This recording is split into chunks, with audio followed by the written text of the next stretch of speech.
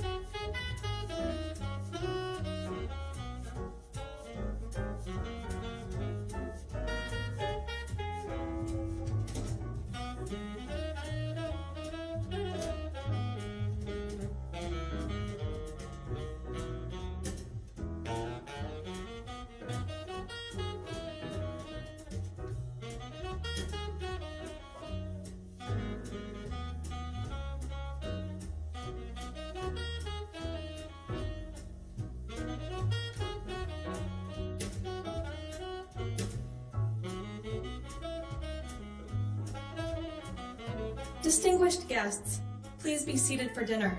Our program is about to begin.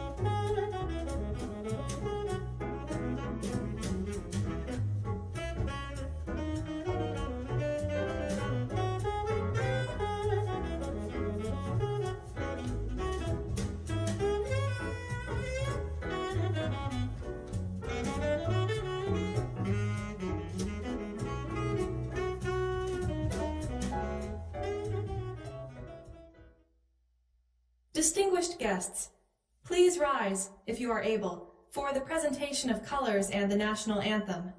The colors will be presented by the United States Marine Corps Color Guard, with a national anthem performance by Alan Palacios Chan.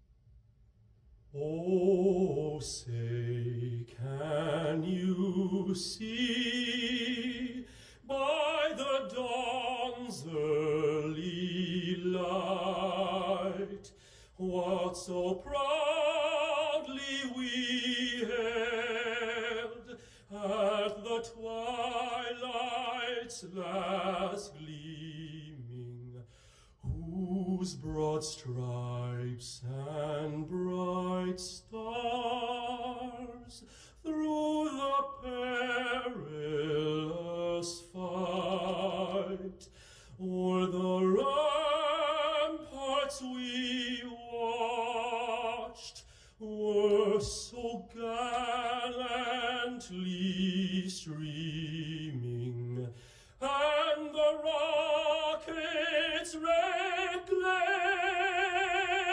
the bombs bursting in air, gave proof through the night that our flag was still there. Oh, say does that star-spangled banner yet wave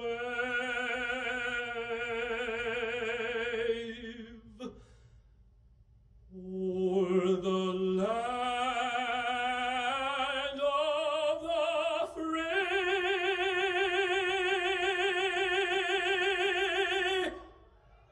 and the home of the brave?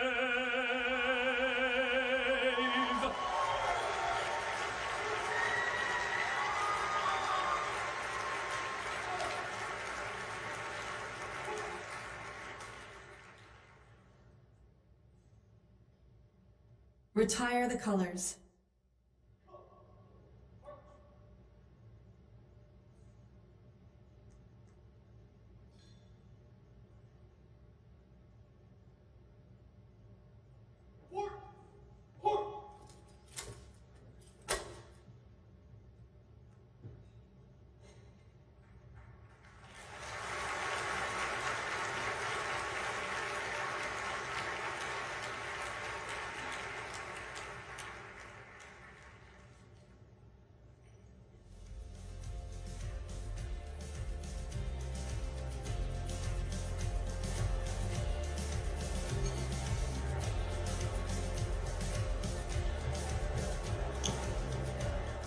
Don't get up yet.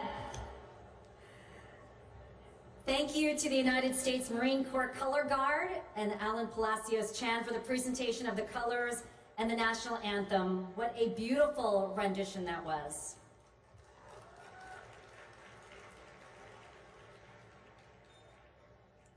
Hi everyone, I'd like to welcome all of you as we gather for this momentous 30th anniversary gala celebration. I'm Eun Yang, anchor at NBC4. Oh, thank you. Thank you. What a big audience, this is amazing. It is so wonderful to be surrounded by so much Asian excellence in one room. It just warms my heart and makes me so proud, and you all look absolutely fantastic tonight. Now, if you are able, please rise, and as we welcome to the stage Dr. Kamana Opono M. Crab to bestow the Hawaiian blessing.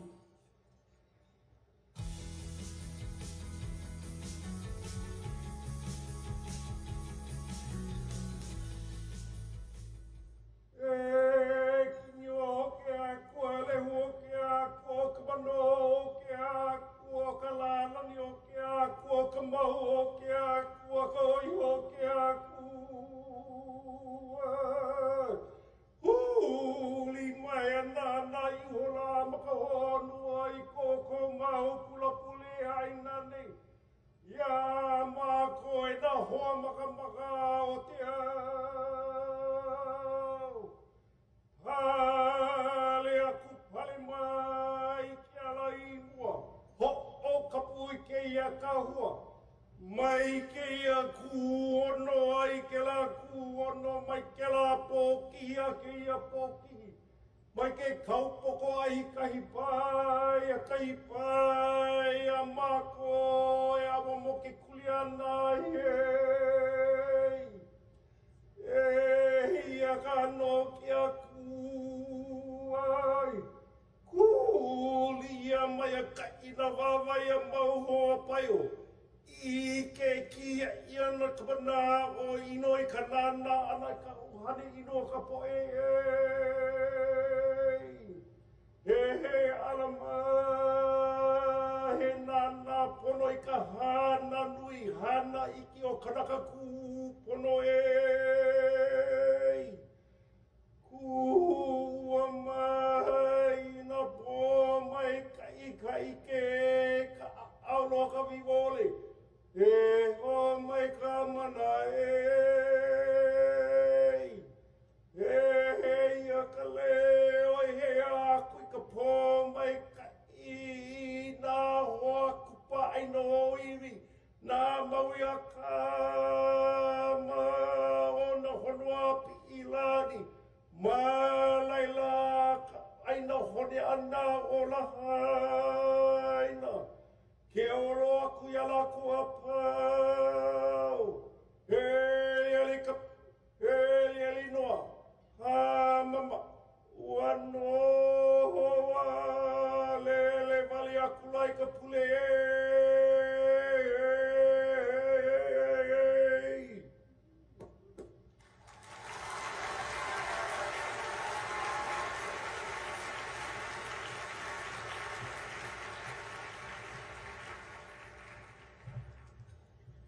Thank you, Dr. Crab, for delivering the Hawaiian blessing for us this evening. I had a chance to talk to Dr. Crab backstage, and the beautiful lei he is wearing is specially made just for him. It's a feather lei to mark a special occasion, and for royalty and for the blessing he's given us today, he certainly deserves to wear that. The first time he said he's worn it for a special occasion. So just last night at our Congressional Alumni Appreciation Dinner, we introduced 2 new awards and acknowledged 4 outstanding individuals. This year's Alumni Horizons Award recipient, Kota Mizutani.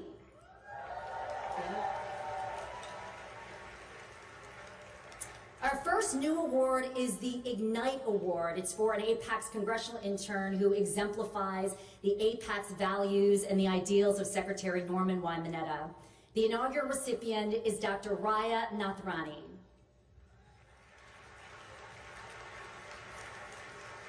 And this year's Trailblazer Award recipient is Manpreet Teji.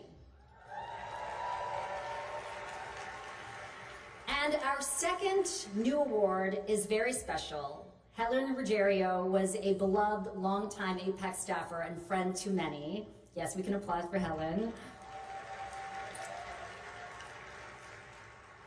And the Helen Ruggiero Award is given in her honor to an individual outside the AA-NHPI community who has consistently supported our community. And this year's awardee epitomizes the spirit of this award. During her years as Chief of Staff to former Congressman Mike Honda, she ably guided her boss during his tenure as Chairman of KPAC, making sure that the community had a voice and that the concerns of the community were heard. The inaugural Helen Ruggiero Award recipient is Jennifer Vanderhyde.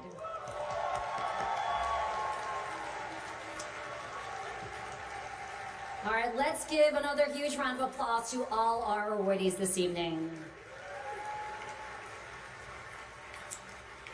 So each year, APACS places fellows in congressional offices and committees. So we want to direct your attention to the screens right now as we acknowledge this year's APACS Congressional Fellows. And please hold your applause until the end after I read all the names. Rowan Abari, Mia Ayer, Annette Burrell, Alicia Chen,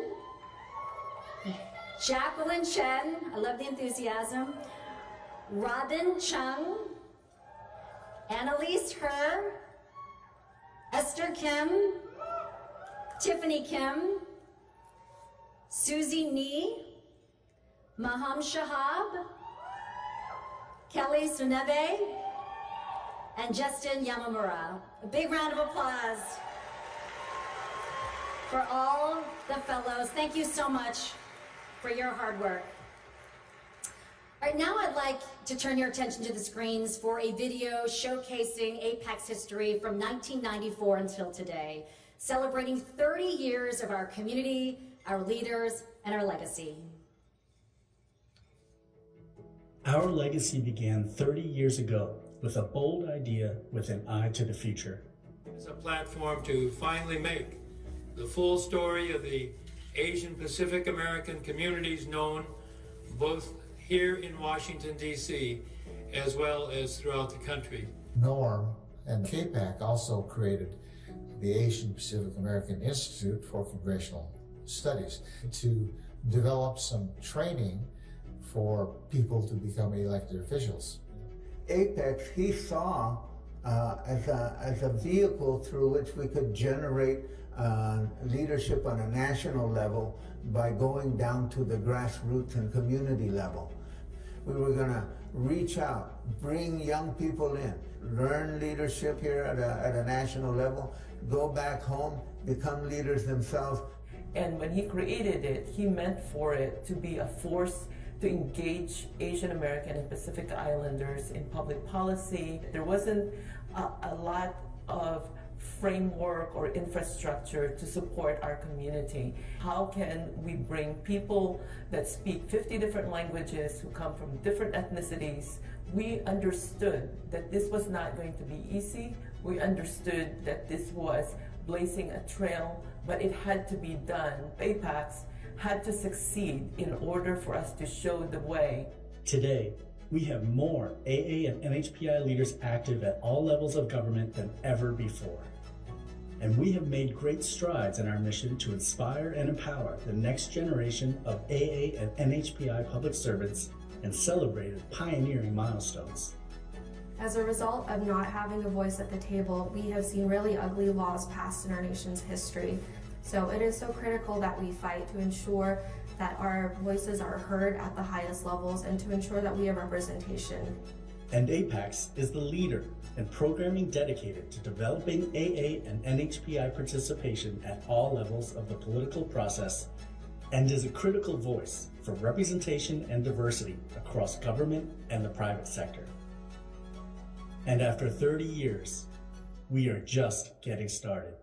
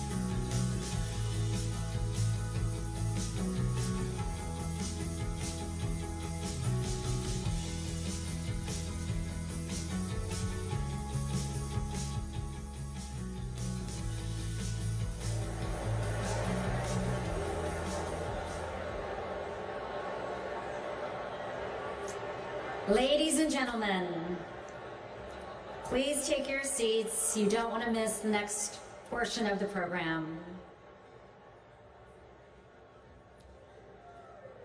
I now want to welcome to the stage, representing the 28th Congressional District of California, the chair of the Congressional Asian Pacific American Caucus, Congresswoman Judy Chu.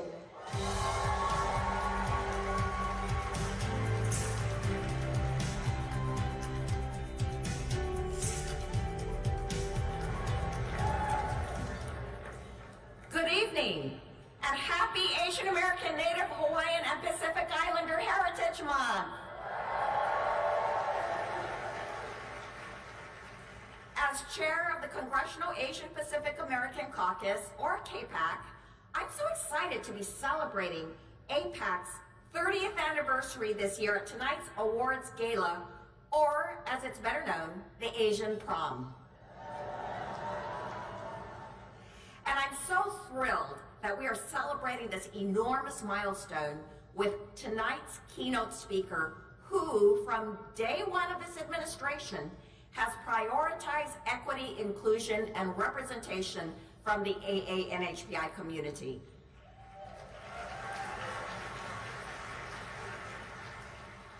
President Biden has issued directives to advance racial justice and build equity into the work of all federal agencies in an unprecedented fashion.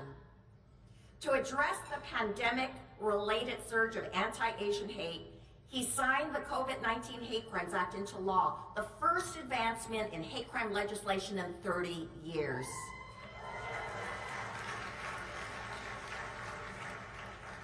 And to address the root cause of anti-Asian hate, he signed into law a bill that we're all so excited about, and that is the bill to create the National Smithsonian Museum of Asian Pacific American History and Culture.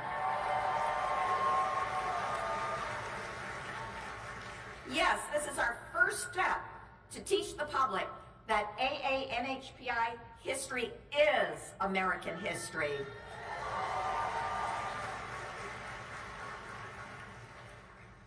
Now, last year, tragedy hit my hometown of Monterey Park, California, when a mass shooting occurred and a gunman killed 11 Americans who were all Asian immigrants.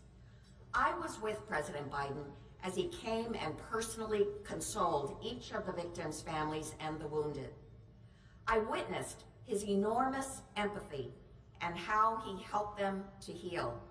I was there as he raised his voice for an assault weapons ban and announced executive actions to prevent this type of gun violence from continuing to target our communities.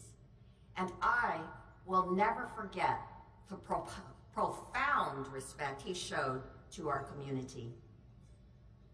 And I've seen him show us respect in so many other ways, from his support for AA-NHPI small businesses, to his historic investments in our higher education and appeasees, to his expansion of culturally inclusive healthcare for our communities. President Biden has been there for us. And President Biden really sees us. Under the previous administration, when the data was first announced for COVID-19 hospital deaths, the death rates for Blacks, whites, and Hispanics were presented, but we were shocked to see that we, AA-NHPIs, were lumped into other. Even in the midst of the global pandemic, we were otherized. But President Biden not only sees us, he did something that we've been advocating for nearly 30 years. His administration updated federal standards on race and ethnicity, ensuring that every federal agency will disaggregate AA-NHPI data in their collection and reporting.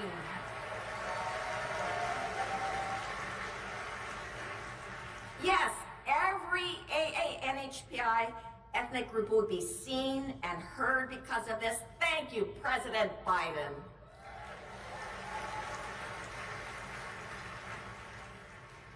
So as I introduce tonight's keynote speaker, I want to thank him for all that he's done for our communities across the country.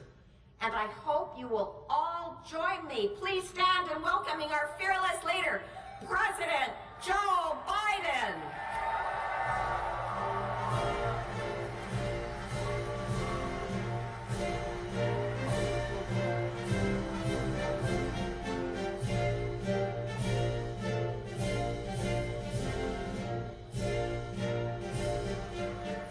Hello, hello, hello. Whoa, what a crowd. Please have a seat if you have one. Well, thank you, Judy Chu, for that introduction and for your leadership of the Congressional Asian Pacific American Caucus.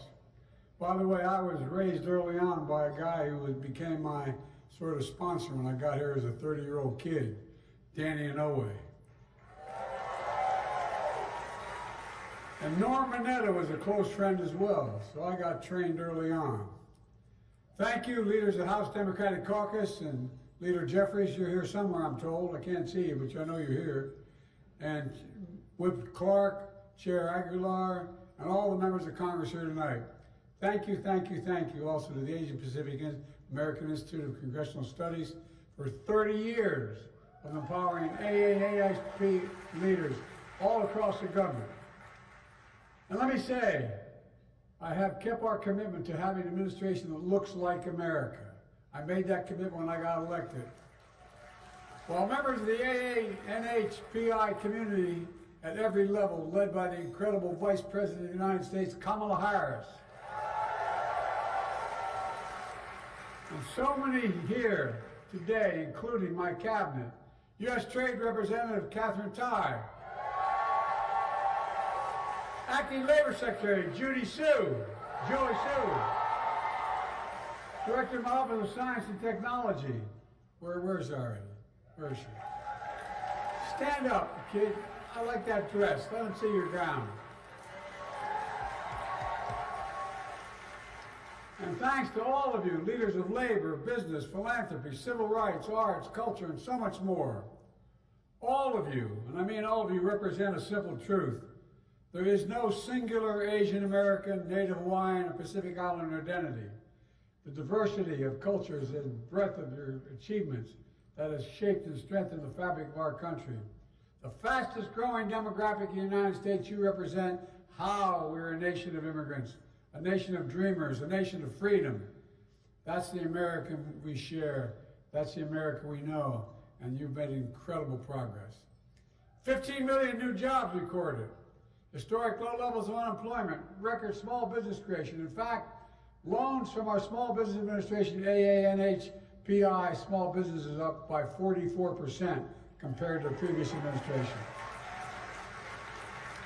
Because we extended the child care tax credit during the pandemic, which not one Republican voted for, I might add, we cut Asian American child poverty by nearly 25% to a record low. The lowest cost across the board, we finally beat Big Pharma and gave Medicare the power to negotiate prescription drug prices. We also capped insulin at $35 a month, down from about $400 a month for seniors in Medicare, including for millions in this community. Our reforms not only save lives, guess what? They save the taxpayers $160 billion. Because Medicare no longer has to pay those exorbitant prices. We're also making college more affordable while relieving student debt for millions of borrowers, including many in this community. That's worth clapping for, I promise you. How we can be the leader of the world without having the best education in the world, I don't understand. We increased Pell Grants by $800 a year, the largest increase in a decade, which matters to 40% of the AA and NHPI students. They rely on Pell Grants. Folks, when I was growing up, $800 makes a lot of difference to a family. More people have health insurance today than ever before. And I'm proud that my administration announced DACA recipients will finally have access to health care through the Affordable Care Act. And by the way, the first bill I introduced is the most comprehensive immigration reform bill in decades. It includes a pathway to citizenship for dreamers and expands the number of green cards so many more families can build their American dream together. Unfortunately, those provisions are not included in the recent bipartisan border bill. That was the first bill I ever introduced when I became president. But this bill had majority, that bipartisan bill has majority support in the House and Senate. But I was told that other guy, that loser,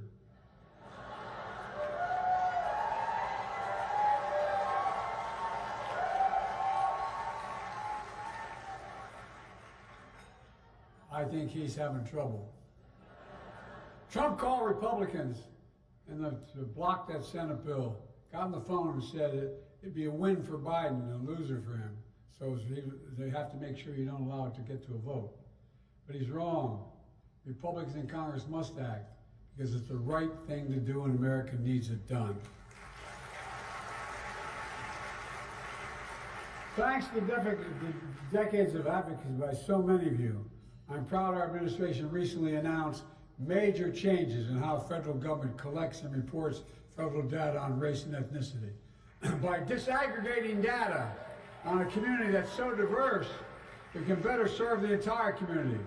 After all, if our government doesn't really see the difference between Korean Americans distinctly from Filipino Americans, how in the hell can they address the needs of each community?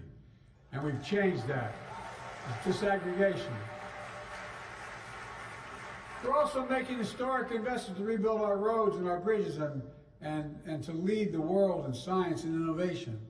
That includes the most significant investment ever, anywhere in the history of the world on climate. I'm so proud, with your help, that the new report, co-released by 20 major climate organizations from the Sierra Club to the Sunrise Movement, credited our administration with taking 300 actions related to climate, conservation, public health, and clean energy. I signed the most significant gun safety law in nearly 30 years, which I know matters to the community that I mourn with. And I remember in Atlanta, Half Moon Bay, and Monterey Park, this guy said when the last shooting occurred, he said, he asked him why, he said, just get over it. Get over it. Anyway, I'll be good. Together we'll not stop until we ban assault weapons again, this time permanently. I could go on, but I'm between you and your dinner. The point is we're lowering costs, we're expanding opportunities with your help, we're protecting freedoms. That's in stark contrast to my predecessor's view of you. Look, I'll never forget him lying about the pandemic, telling Americans to inject bleach into their skin. I wonder if he did it. Might explain some things, anyway. We'll never forget the rise in anti-Asian hate crimes during the pandemic. And I was proud to have signed the COVID-19 Hate Crimes Act with your support to help states, cities, and better report, respond, prevent crime. We also provided historic levels of funding to public safety in local communities that is delivering results. We're seeing a near 50-year low in violent crime in America. According to the Justice Department, hate crimes targeting Asian Americans fell by 33% from 2021 to 2022. But there's still more to do so that every community feels safe. When Trump was in office, he enacted a $2 trillion tax cut, overwhelmingly benefited the very wealthiest among us and the biggest corporations, that exploded the federal deficit. His administration added more to the federal debt than any previous presidential term. And now he and the Congressional Republicans want to do it all over again. At the same time, they want, I love this word, terminate. I love the way these guys talk. Terminate the Affordable Care Act, which had terminated a lot of lives, denying millions of you and your families in health care insurance, denying protections for pre-existing conditions for literally several million people. They want to undo what they finally got done, and then what we finally got done and to make up for it. They want to give power back to Big Pharma to charge exorbitant prices of prescription drugs. This is what they're saying in the platform. Those of you in the Congress know this. My predecessor wants to cut Social Security and Medicare. He said there's a lot of reasons you can do it in terms of cutting. Not on my watch. He brags about getting Roe v. Wade overturned. But Kamala, I'm going to keep fighting to restore Roe v. Wade as the law of the land again. And while we fight for comprehensive immigration reform, Trump continues to vilify immigrants. I can't believe the way this guy talks. He talks about immigrants as rapists and murderers. His words, not mine. He said they are not people. They are not people. He says immigrants are poisoning the blood of this country. Folks, that's not who we are. Diversity is our strength as a nation. It always has been and always will be. And my predecessors' prejudices lead them to obscure positions. And they want a country for all of us. That's what we want. Let me close with this. 2 years ago, I signed a landmark law to pave the way for the creation of a National Museum of Asian Americans, which is mentioned already. Native Americans, Pacific Islanders, history and culture. So very proud to do so because it amplifies why we are a great nation. It matters. But Trump and his friends want to erase history, not make history. Together we make history, all of us in this room. And that's why I see all of you and we celebrate Asian American, Native Hawaiian, Pacific Islander Heritage Month, including my dear friend we all miss and whose family's here tonight, Norm and Etta, who helped create this caucus.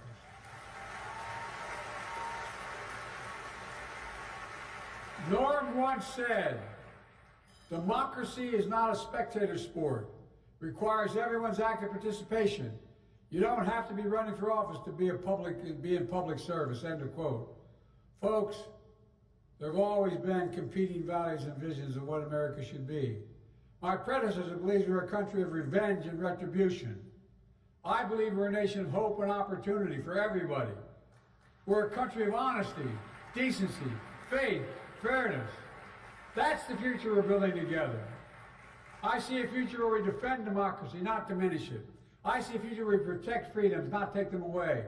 I see a future where the middle class finally has a fair shot and the wealthy finally begin to pay their fair share so we can provide child care, paid leave, and so much more, and still reduce the federal deficit. Folks, I see a future where we save the planet from the climate crisis and our country from gun violence. Above all, I see a future for all Americans. I see a country for all Americans.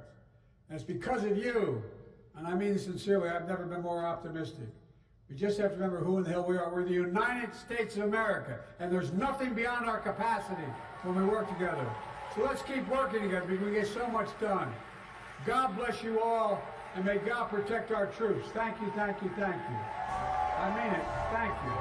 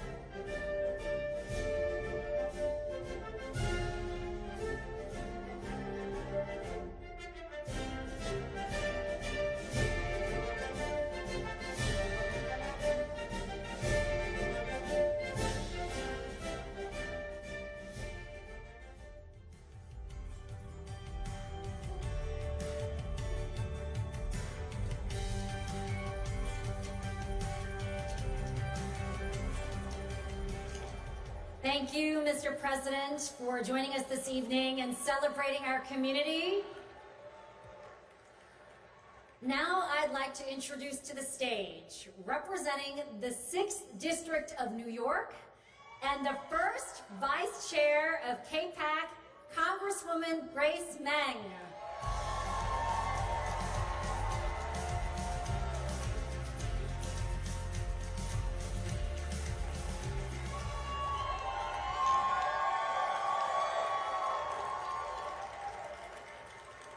I hear New York in the back. Hi everyone, I'm Congresswoman Grace Meng from Queens, New York. I am thrilled to be here with all of you tonight as we celebrate our Heritage Month and the 30-year anniversary of the founding of KPAC and Apex. Tonight's celebration is a testament to the growth and potential of our communities. I'm so excited to help introduce our next speaker of the evening, House Democratic Leader Hakeem Jeffries. I have known Leader Jeffries for over 15 years when we first served in the New York State Legislature together, and we came to Congress at the same time, and we are so proud of his accomplishments. Leader Jeffries is not only a brilliant colleague and effective leader of our Democratic caucus, he is also a true friend to our community. He is relatable as an Asian American. He fulfills many Asian stereotypes. He got good grades. He's a respectful family man, has been an excellent son to his parents. He's a strict dad, and he even likes kimchi jjigae.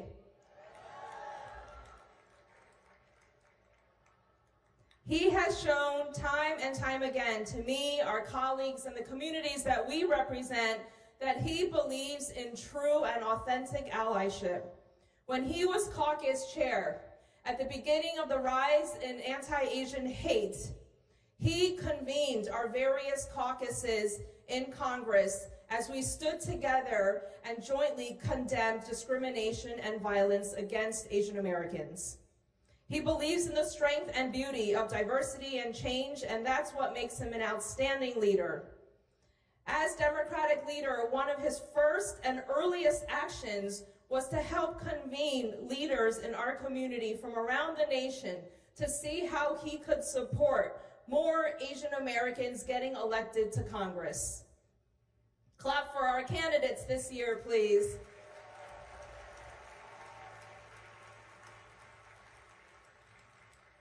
We are so grateful, so thankful that he is with us again tonight at our Asian prom. Please welcome to the stage our friend and the next Speaker of the House of the Representatives, Hakeem Jeffries.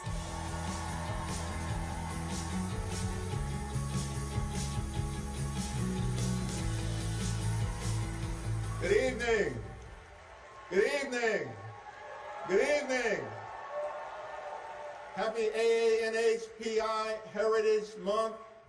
Let me first just thank Grace Meng for her incredible, generous words of introduction, for her friendship, for her partnership, and her incredible leadership as one of the most dynamic members of Congress this side of heaven.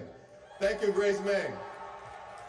And of course, to Judy Chu, our fearless leader, we're so thankful for her tremendous leadership of KPAC, and I salute her on the incredible honor that she will receive today. So well earned and so well deserved. Of course, to Ted Lieu, the Vice Chair of the House Democratic Caucus, the highest ranking Asian American in the history of the United States Congress. And of course, to all of the KPAC members, to APACs, to everyone who is here today. It's such a high honor and a distinct privilege to celebrate with you on this 30th anniversary, to celebrate 30 years of significant leadership, 30 years of substantive leadership, 30 years of strong leadership, 30 years of serious leadership, and 30 years of stupendous leadership on behalf of the Asian American, Native Hawaiian, and Pacific Islander community. Now, here in America, our diversity is a strength. It's a competitive strength. It's an economic strength. It's a social and cultural strength. It is not a weakness. Our diversity is a strength. We are indeed a nation of immigrants. some voluntary and others involuntary. But as John Lewis would often remind us on the floor of the House of Representatives, we may have come over on different ships, but we're all in the same boat now. We are a gorgeous mosaic of people from all across the world, and central to that is this community. Central to our future is this community. And together, I'm confident that our future can be brighter than our past. However, we know we have challenges that we have to deal with. The dramatic rise in anti-Asian hate over the last several years should shock the conscience of every decent American. Combating anti-Asian hatred should not be a partisan issue. It's not a Democratic issue. It's not a Republican issue. Combating anti-Asian hatred is an American issue, and together we must crush it with the fierce urgency of now. And that's exactly what we can do. Lastly, let me just make the observation. We're so thankful for the leadership of President Biden as we approach this critically important election. Everything we care about is on the ballot. If Roe v. Wade can fall, then anything can fall. Social Security can fall. Medicare can fall. Voting rights can fall. Democracy itself can fall. If Roe v. Wade can fall, then anything can fall. And so it's an all hands on deck moment. But the resiliency, the brilliance, the hard work, the dedication of this community convinced me that we can get through this moment together. And our promise to you as House Democrats is that together we will continue to put people over politics. Together we will make sure that we build an inclusive economy, a healthy economy from the middle out and the bottom up. And together we will protect everything that we hold dear. Together we will protect Social Security, protect Medicare, protect Medicaid, protect the Affordable Care Act, protect working families, protect the middle class, protect our children, protect our seniors, protect our veterans, protect our dreamers, protect immigrant communities, protect our climate, protect our democracy, protect our voting rights, and always protect a woman's freedom to make her own reproductive health care decisions. Together, we will protect our union, and as long as we continue to show up and stand up and speak up together, we're going to win back control of the United States House of Representatives and continue America's march toward a more perfect union. God bless you, and happy anniversary.